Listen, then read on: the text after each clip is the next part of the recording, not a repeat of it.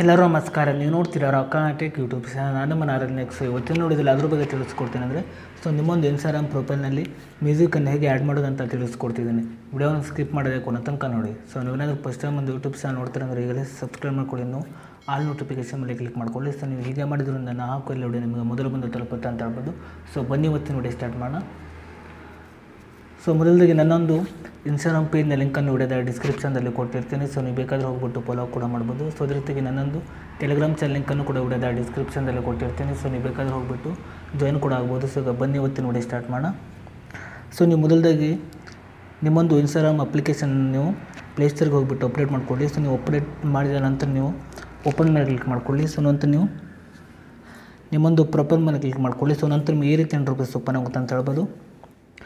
ನಂತರ ನೋಡ್ತಿರ್ಬೋದು ನೀವು ಕೆಳಗಡೆ ಎಡಿಟ್ ಪ್ರೊಫೈಲ್ ಅಂತ ಒಂದು ಆಪ್ಷನ್ ತೋರಿಸಿದೆ ನೋಡ್ತಿರ್ಬೋದು. ನೀವು ಇದ್ರ ಮೇಲೆ ಕ್ಲಿಕ್ ಮಾಡ್ಕೊಳ್ಳಿ. ನೀವು ಕ್ಲಿಕ್ ಮಾಡಿದ ನಂತರ ನಿಮಗೆ ಈ ರೀತಿ ₹10 ಓಪನ್ ಆಗುತ್ತೆ ಅಂತ ಹೇಳ್ಬೋದು.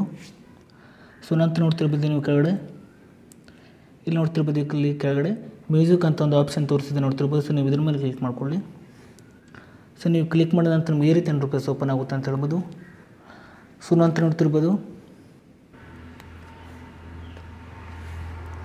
ನಂತರ ನಿಮಗೆ ಈ ರೀತಿ ₹10 ಓಪನ್ ಆಗುತ್ತೆ ಅಂತ ಹೇಳ್ಬೋದು.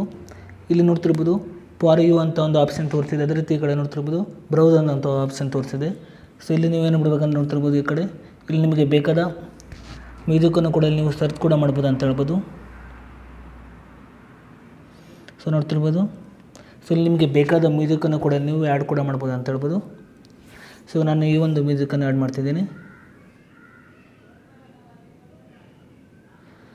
ನಂತರ ನೋಡ್ತಿರ್ಬೋದು ಇನ್ನು ರೈಟ್ ಮೇಲೆ ಕ್ಲಿಕ್ ಮಾಡ್ಕೊಳ್ಳಿ. ನಂತರ ನೋಡ್ತಿರ್ಬೋದು ನೀವು ಮೇಲ್ಗಡೆ ನಿಮಗೆ ರೈಟ್ ಅಂತ ಒಂದು ಆಪ್ಷನ್ ತೋರಿಸಿದ್ರೆ ನೋಡ್ತಿರ್ಬೋದು. ನೀವು ಇದ್ರ ಮೇಲೆ ಕ್ಲಿಕ್ ಮಾಡ್ಕೊಳ್ಳಿ.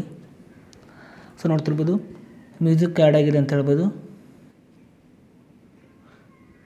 ನೋಡ್ತಿರ್ಬೋದು ಇಲ್ಲಿ ಮ್ಯೂಸಿಕ್ ಆ್ಯಡ್ ಆಗಿದೆ ಅಂತ ಹೇಳ್ಬೋದು.